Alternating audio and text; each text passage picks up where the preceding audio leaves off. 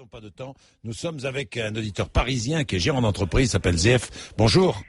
Oui, bonjour, monsieur Bourdin. Je n'ai pas écorché votre prénom. ZF, c'est ça? Non, ça c'est Ève et ça veut dire loup en hébreu. ZF, loup en hébreu. Exactement. Alors, quel doit être... Vous avez compris, moi j'attends le président de la République, mais si j'ai bien compris, la France ne va pas appuyer, si j'ai bien compris, la France ne va pas appuyer la demande palestinienne. Monsieur Bourdin, comment voulez-vous que la France appuie l'autorité palestinienne alors qu'ils ne sont même pas capables de faire la loi chez eux? Et ils veulent un pays où? En Cisjordanie ou à Gaza? Apparemment, je sais pas, en Cisjordanie, Voilà, apparemment en Cisjordanie. Voilà. Le problème, monsieur Bourdin, votre question, je la compare au livre de monsieur Essel. Monsieur Essel fait un livre où il parle des gens qui sont mal en point, où effectivement la misère est dans le monde. Et le seul pays dont il parle, c'est Israël. Mais pourquoi il parle pas de l'Iran? Pourquoi il parle pas de la Libye? Monsieur Bourdin, le seul pays au monde où des Arabes sont à la Knesset, c'est Israël. C'est pas la France, pas les États-Unis, c'est pas la Libye, c'est pas non plus tous ces pays arabes qui ne sont pas du tout des démocraties. Alors comment voulez-vous que l'autorité palestinienne puisse effectivement décider d'avoir un État alors qu'ils ne sont même pas capables de faire la loi chez eux? Voilà, c'est la question que je vous pose. Ah non, mais posez-la aux responsables politiques, mon cher ZF. Bon, c'est pas moi qui vais résoudre la situation au Proche-Orient. Je vous dis tout de suite. Simplement, je crois que dans cette affaire, il faut regarder lucidement et froidement la situation.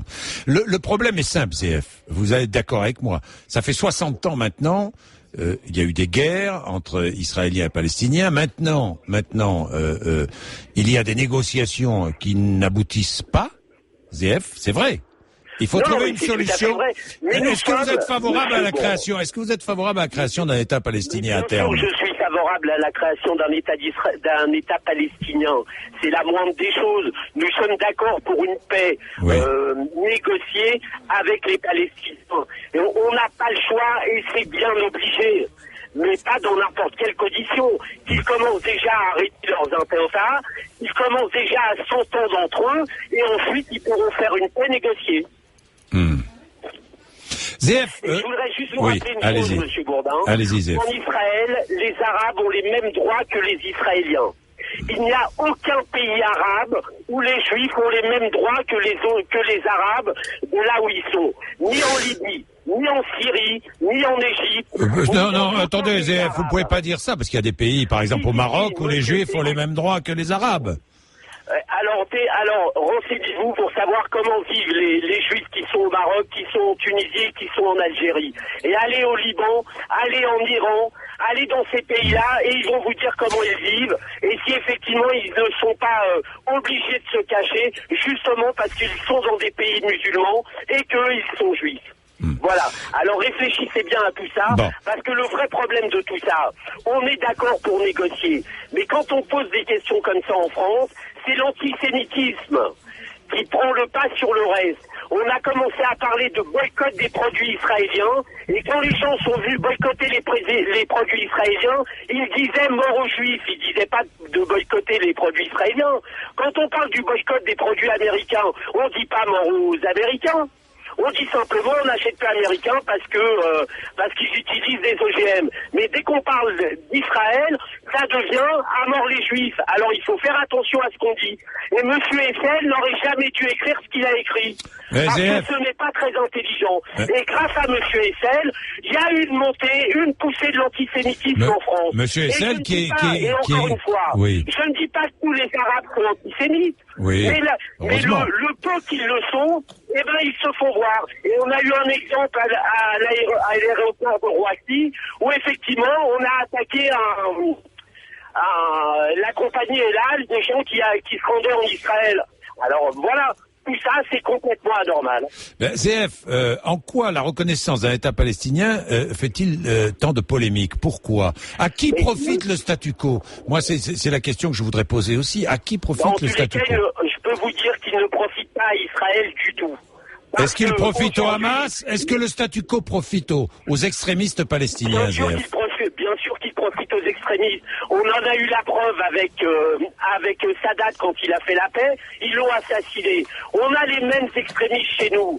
Ils ont assassiné effectivement des gens qui voulaient faire la paix. Et ben voilà, il faut se battre contre eux. Mais on n'a pas besoin de poser des questions comme ça dans un pays comme la France, parce que justement, ce sont encore une fois de plus les pro-palestiniens qui vont transformer, en fait, l'antisémitisme, il n'existe plus, c'est l'antisionisme. Mais quand on les entend, on entend mort aux juifs, on n'entend pas abat Israël. Voilà, c'est ça le vrai problème. ZF, on va prendre Thierry, puis je vais vous laisser parce qu'il y a beaucoup d'appels, évidemment. Thierry qui est en Isère. Bonjour Thierry. Bonjour. Vous êtes retraité, vous étiez conducteur de car, oui. Et vous n'êtes pas d'accord avec ZF. Vous dites il faut que la Palestine, qu'un État soit créé. Thierry. Oui, absolument. Je pense que là, malheureusement, M. Sarkozy osera pas aller jusque-là, mais je pense qu'il faut le faire. Il faut créer cet État palestinien. Je rappelle quand même aux Israéliens qu'il y a quelques années de ça, je sais plus, après la guerre, des États ont eu le courage de dire à l'ONU accepter la création d'un État palestinien, américain en tête. Et ce courage a permis aux Israéliens d'avoir maintenant un pays. Et j'ai un peu de mal à comprendre cette espèce alors on nous met en avant le Hamas, mais des Hamas, vous en aurez encore plus si vous ne faites pas ce qu'il y a à faire. Je pense que les Israéliens doivent avoir le courage maintenant de dire il faut un État palestinien, les aider pour qu'ils arrivent à avoir une démocratie, les aider pour qu'ils arrivent à avoir un pays viable, au lieu de passer leur temps, quand on voit ce qui se passe à la frontière, derrière le mur entre Israël et Palestiniens. Mais moi, il y a un truc qui m'échappe complètement là-dedans. Il y a quelque chose qui je comprends pas. Je trouve que c'est même contre-productif pour les Israéliens eux-mêmes. J'ai l'impression d'avoir en face de moi... Alors c'est marrant parce que c'est des gens qui ont eu à souffrir quand même, les Israéliens, dans le temps. C'est des gens qui ont été... j'arrive pas à trouver le mot. On les a tués, on les a mis plus bas de terre. Et on a l'impression de voir se reproduire la même chose. Alors, bien sûr, ça n'a pas de comparaison au niveau du nombre, au niveau de la façon de faire. Mais c'est un peu ça quand même. Je veux dire, il y a quelque chose qui m'échappe. Je pense que les Israéliens ont tort, font une erreur historique de ne pas accepter la création d'un État palestinien. Bien. Et de les aider, de leur dire, voilà, ok, vous avez votre État maintenant, on a des frontières, d'accord, mais on va faire du commerce, on va échanger, ça m'échappe complètement. Alors... De par là, on donne un accès complètement libre à tous ces gens du Hamas et autres. Mais moi, à la limite, je peux les comprendre, en dehors du fait qu'il y a une idéologie islamique chez le Hamas et tout. Mais là, vous avez certainement des gens qui n'en peuvent plus. Bien, ZF, que dites-vous? Vous entendez, Thierry? Monsieur, je pense qu'il a la mémoire courte et il ne sait pas de quoi il parle, malheureusement. On ne sait jamais de quoi il parle quand on n'est pas d'accord avec vous. Moi, jusqu'à maintenant... Attendez. Allez-y, ZF répond, Thierry. L'État palestinien existe puisqu'on a rendu la bande de Gaza. 40% de la main-d'œuvre d'Israël et de la main-d'œuvre palestinienne et arabe. Alors ne dites pas qu'on ne fait pas de commerce avec les Palestiniens. Vous racontez n'importe quoi et vous ne savez pas de quoi vous parlez. Mais monsieur, vous faites du commerce, c'est comme les esclaves vis-à-vis de leur maître. Pourquoi est-ce qu'ils n'ont pas le droit d'avoir un port? Pourquoi est-ce qu'ils n'ont pas le droit d'avoir un aéroport? Pourquoi ils n'ont pas le droit de pas de monnaie? Mais comme ça, comment pouvez-vous parler comme ça? Pourquoi ils n'ont pas le droit d'avoir un aéroport? Mais qu'ils le construisent l'aéroport avant de dire n'importe quoi. Mais pourquoi? Mais l'intelligence, monsieur, ce serait que vous les aidiez à arriver à quelque chose de bien.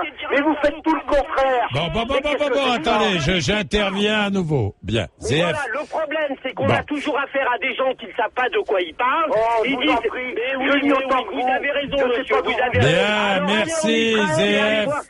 Bien, merci ZF. Merci Thierry. Vous voulez ajouter quelque chose, Thierry, très vite? Très vite. Je trouve que c'est une erreur fondamentale, c'est tout. Et puis, est-ce que vous m'autorisez à saluer mes anciens collègues rapidement? Mais allez-y. Je voulais saluer Nader, qui est un type extraordinaire et qui est un arabe, un Français d'origine tunisienne. Je voulais saluer mon ami Dominique. Je voulais saluer Jérôme.